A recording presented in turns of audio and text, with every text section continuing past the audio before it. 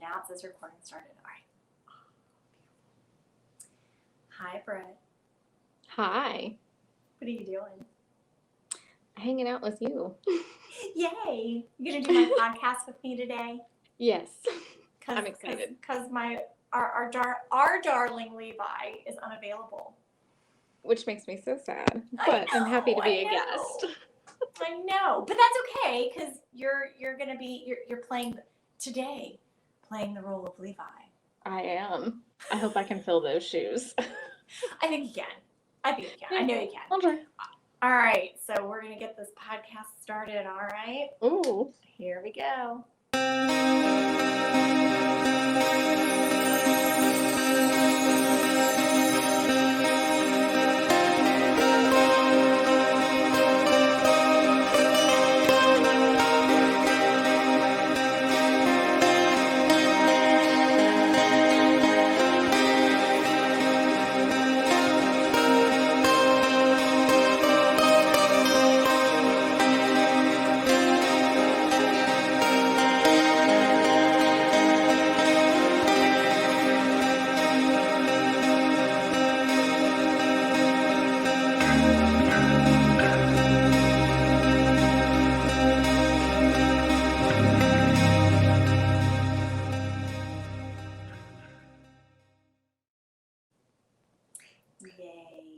Yay.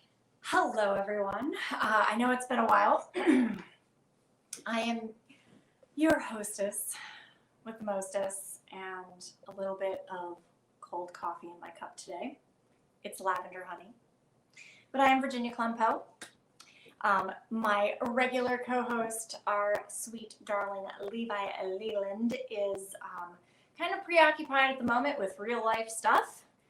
Much as I have been, which is why we haven't been doing any regular episodes for the last couple of months. I was in the process of moving, and I moved. And he is also moving. So it's been kind of a thing.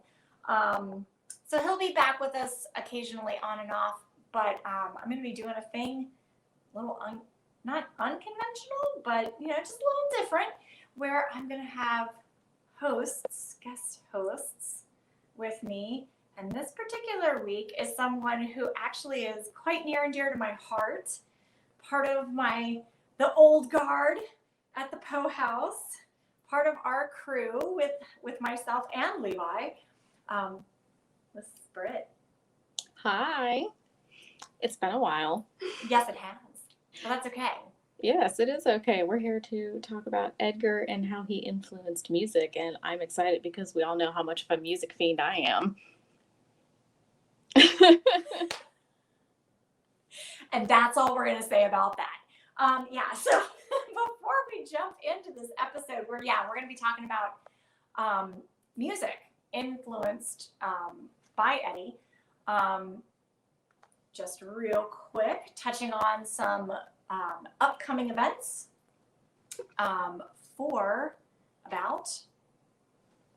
with Edgar, so to speak. So the next Virginia Poe Bicentennial event is going to be on July 19th. It is going to run from 7 until 8:30. This is what they refer to as a hybrid event. So it's going to be both live at Westminster Hall, but it's also going to be broadcast on Zoom at the same time. So if you can't actually be in Baltimore for the event, trying to see what I can do about actually getting there for that one, then you can go to virginiapoebicentennial.com. Follow the links there that will take you to get your tickets for the events. And the next one after that, I'll get to that one next week. But just remember, this next one is July 19th. The topic is mourning, the strange afterlives of Virginia and Edgar Poe. They're going to be covering various topics such as funeral, mourning practices of the 1800s, covering the topic of the loss of a beautiful woman, and things that very excited about this one. Yeah, very excited. So stay tuned to that. Also, a little bird put a word in my ear, said call. But in April of 2023, Baltimore is going to be hosting a steampunk festival called the Telltale Steampunk Convention. And yeah. So when I get more juicy details about that, I will definitely let you know. But from what I hear, it is going to be in Hunt Valley. So for folks that are outside of Baltimore, in Baltimore, of course you can take the light rail up there. But yeah, so we're excited about that because Baltimore doesn't actually have any events like that. But I'm just super stoked that they're going to be doing a Poe theme for it. And it's going to, from what I was told, it's going to continue to be a Poe theme year after year. But this one's going to be like, you know, the inaugural event. So I'm very excited. I have things that I can tell, but I can't tell yet. Oh, well, I'm excited. And they also, I don't know if they still do it. It's been so long since I've been home, but the horror convention that they would do in Hunt Valley, oh my God, that was always fun too. I don't know if they do or not anymore, which is really sad. A lot of that the does make me conventions moved. And of course, you know, thanks COVID. Yeah, like You COVID know? ruined a lot of stuff, and I haven't been like keeping up with all the at-home events lately, so. Yeah. I mean, things are definitely starting to roll back and get back to fun, you know, Yeah. and to getting out and doing things, which is why I think this next event for Virginia's bicentennial is so very cool because it's going to be in the hall. I mean, that's amazing. I love that. Yeah, that's cool. And I know they've been doing some of the events in the hall since the beginning of this year, which is great. So it's like it feels nice to know that, you know, things are getting back. Yes. Yeah. And places are still open, like our cool. favorite restaurant, like Annabelle Lee's. I haven't been down since I moved, but before I moved, I was definitely down there. Yeah. Yep. They have some of the best crab cakes, and I miss my baby ravens. The best. Like, oh my God. The best. I could spend a lot of money there. I've spent a lot of money there. Yeah. Oh, all right. So, music. Music is something that has existed since the dawn of time, and I can't imagine life without music. Especially in my life, with me being a professional dancer. I'm always listening to music, whether it's from, you know, Asia, Middle East, you know, here in the United States itself, folkloric music from Europe. Like, music is just a very large part of my life. But over the years, one of those things that Levi and I talked about before when we were coming up with the ideas for this podcast is how much influence he had even after he was no longer on this plane with us. And he's influenced a lot of music, a lot of stuff. Yeah, like I'm kind of pulling up my list right now just so if I need to glance for reference. And I mean, the lists are long, from like heavy metal to folk music, you know, pop music. Sure. Like, I mean, his influence is all over music, just like his stories.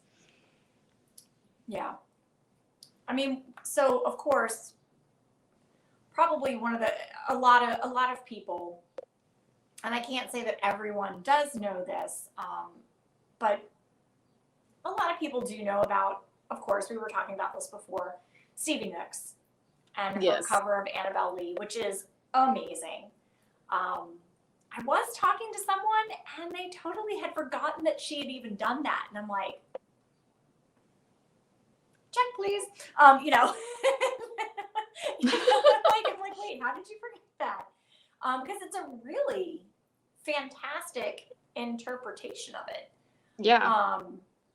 And actually, there's so one of the things that I did for the podcast was I created this awesome playlist that's called Beyond the Oblong Music Box, and it literally has 2 hours of music. That is music from the time when Virginia and Edgar were still here, and of course, people who have either done music inspired by Eddie, or it's interpretations of poems. And there is a really cool hip hop version of Annabelle Lee in my playlist. So if people look that up online, you can find that. It's great. I gotta give mad props to the dude because it's really well done. But there's all sorts of bands out there. Again, like you said, metal, pop, rock. There's folk bands. Yeah. I mean, Alan even Parsons hip hop. Project. Yeah. Yeah, that entire album. Well, and I mean, like, even Tech Nine, he is such a huge horror movie fan and he loves, like, the goth scene. So I'm sure he has Edgar influence. And I'm sure, like, if somebody was like, hey, you want to make a whole Edgar Allan Poe album? He would probably jump at that and do that. Like, I love him. Yeah. So, of course, like, some people may or may not know of Voltaire. He has a fantastic song called Graveyard Picnic. It's fantastic. And I've actually performed a dance on the steps of Westminster Hall for one of our Poe events many, many years ago. It was incredibly cold. Oh my gosh, it was so cold. But it was appropriate. It was appropriate because the whole song is about sneaking into this graveyard and sitting beside his love and these ghosts that are in the graveyard. And it's a fantastic, and it is. It's all about Eddie, and it's one of my favorite songs to perform to. Honestly, I love it. I love it. That one's a cute one. Yeah. Can waltz really well to that one too. Yeah, like, I mean, he's really good at making like spooky romantic music or even like spooky goofy music. Like, he just goes back and forth. So he's always a good one to listen to. Yep. I think one of my huge favorites and where I started becoming aware of Edgar's influence was with Iron Maiden. Murders in the Rue Morgue. Like, I mean, it's a banger and it's Iron Maiden and they're singing, the whole song is about the Murders in the Rue Morgue story. Yep. And when you're a teenager and you hear that for the first time, you're like, oh my god, and then it starts getting you into Edgar Allan Poe because Iron Maiden is also a history lesson while you're headbanging. Right. Education and headbanging. So I mean, like, and it's insane the amount of metal bands that will do an Edgar Allan Poe centric song. Even like Rammstein has done a song for him. They did Stein and Stein, which is Stone on Stone, and it's for the cast of Amantildo. And it's like, it's a very intense song. And when I was younger, I didn't connect that it was for Edgar Allan Poe because I was still trying to learn some German, which I still butcher with my Southern accent.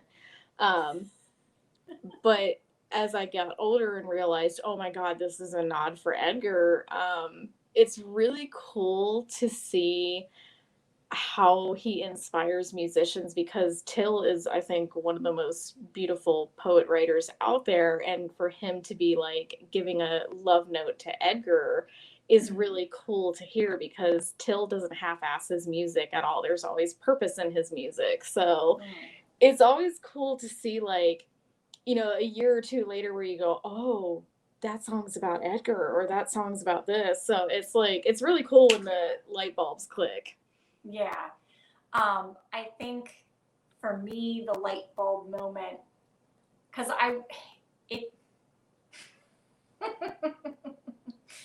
I know the person who made this song, and it's going to come out sounding like I wasn't really paying attention when I was listening to the album for the first time. Sorry, Curtis. I promise I was listening. But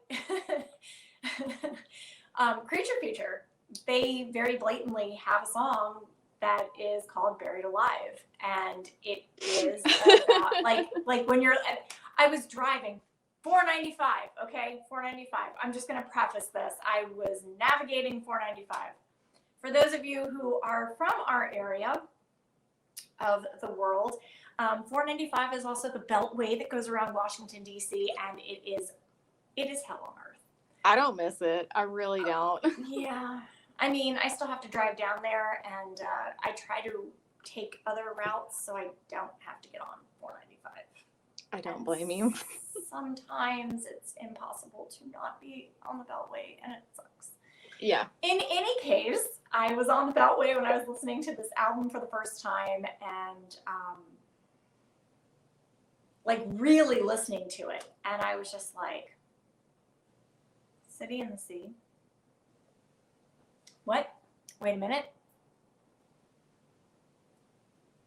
Go back and start the track over again, and I turn it up, and I'm like,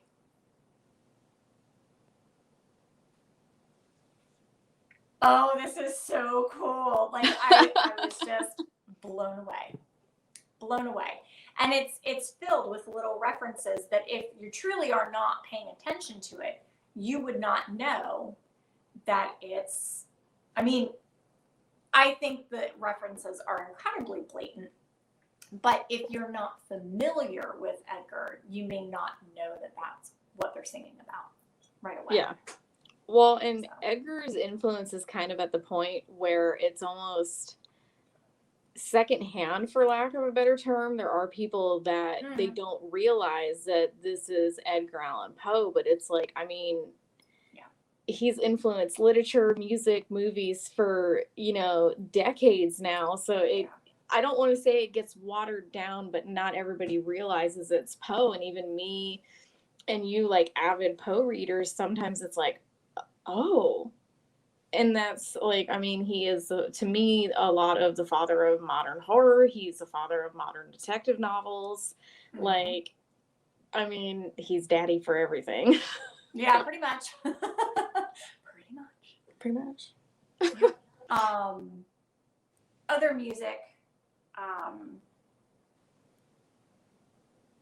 Yeah, like I was saying, there's that hip hop version of Annabelle Lee, which is incredible. I've never heard anything like that before. I'm used to hearing, or like, and like, I am very used to hearing metal bands, or industrial bands or gothic bands doing, retellings of,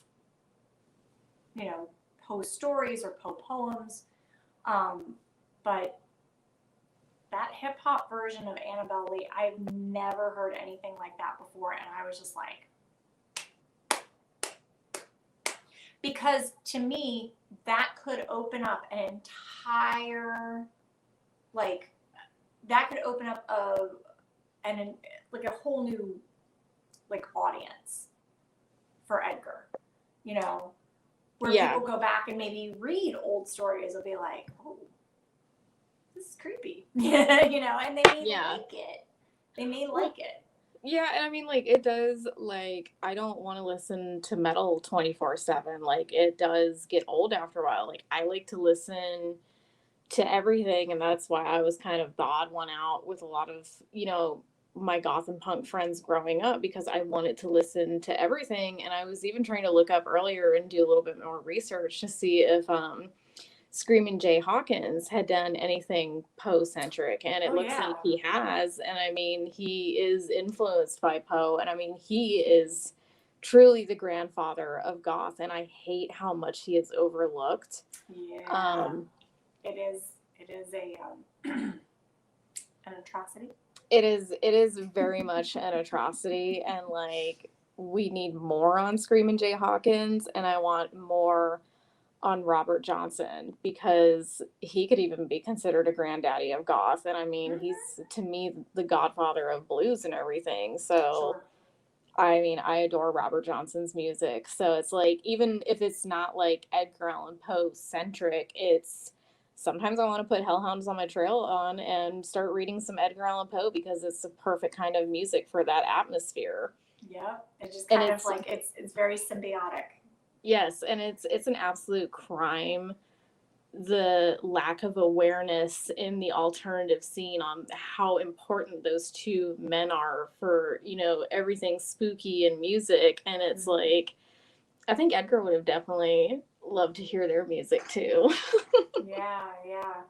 There's just it's just really fascinating. Like I said in the playlist that I have for the podcast, some of these interpretations, like I said, a hip hop version of Annabelle Lee. There's Stevie Nicks', you know, and there's and I could pull it up right now. My brain is not remembering, and this is not in any way, shape, or form. Like, oh, here we go.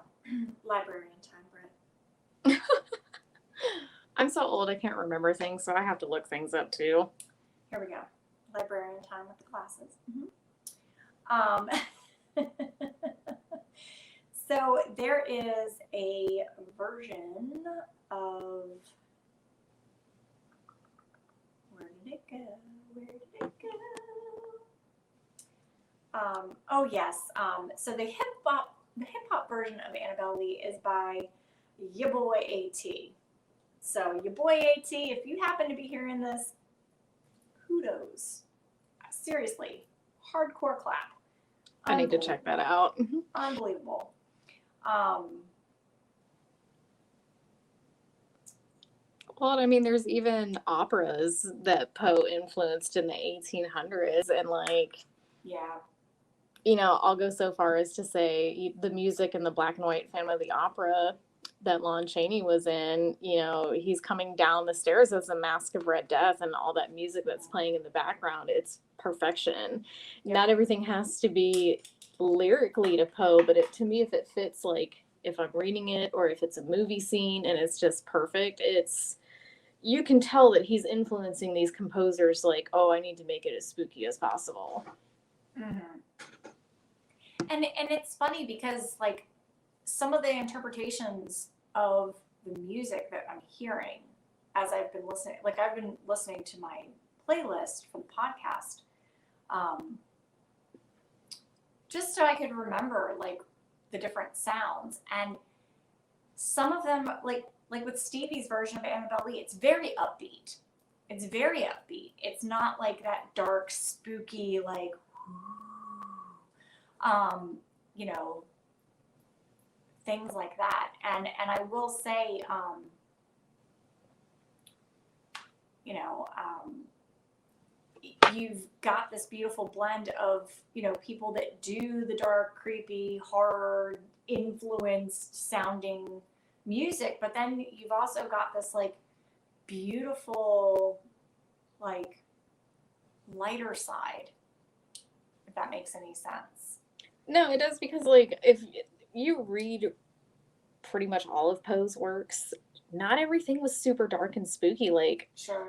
I mean, he has some incredibly beautiful poems like Sonnet to Science. I love that one. And even to me, Evening Star, it is a sad poem, but to me it's not horror. And it was, you know, I'll get very personal for a minute. I read it to my grandmother when she was in her coma and passing away. And to me, that is not a poem about horror or spookiness. It's just, you know, saying goodbye and giving tribute to somebody. So, you know, that's why I see where these folk singers make Edgar centric music very beautiful. And I even see there are protest singers that use Edgar Allan Poe because Edgar was an outcast, and he, even though he's long gone, he has a way of making everybody feel hey, it's okay. Like, I wrote this for you. Mm. So I can see him being used in protest music too. Mhm. Yeah. Oh, Britt, this has been so awesome. You came and you sat and you talked with me about music and about music that, like, you know, came from things that Edgar did or just like being inspired, period. Yeah, and I hope that he keeps influencing, more musicians, and again, not just metal musicians, because I mean, Edgar is for everyone, and that's, I think, why I've always loved him so much. And I love the influence that he has on, anywhere from horror to mystery, pop culture. So, like, I'm always happy to geek out about him. Yay. Well, I may have you back. Oh, I hope so, because I would love to share about when we spent the night at his house. That's going to be a whole episode. That's going to be a whole episode, and I know a lot of people that are going to want to hear it. Well, and we might have to pull a few other folks that were there Yes, in and for that discussion. I really hope we can. We need to get the whole crew together. Oh, I will see what I can do about making that happen. Yes. I am so here for that. Well, Britt, thank you for joining me today. Thank you for having me, and I hope I didn't geek out too much. Oh, no, not at all. Well, ladies and gentlemen, boys and girls, whatever gender you embody, we love you. We love you. Thank you. We thank you for joining us today. Absolutely. Yes, and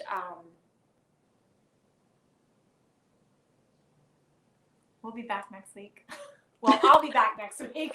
And I'll be back soon to share our ghost You'll story. be back hopefully. soon. That'll be a tale for another day. We gotta Yes. save that one. I'm quite excited. Don't forget July 19th, 7 to 8:30.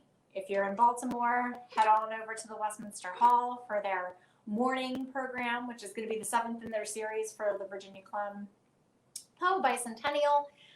If you cannot attend and you would like to be part of it, just go to virginiapoebicentennial.com. You can get your tickets. We'll see you next week. Bye. Bye. Bye.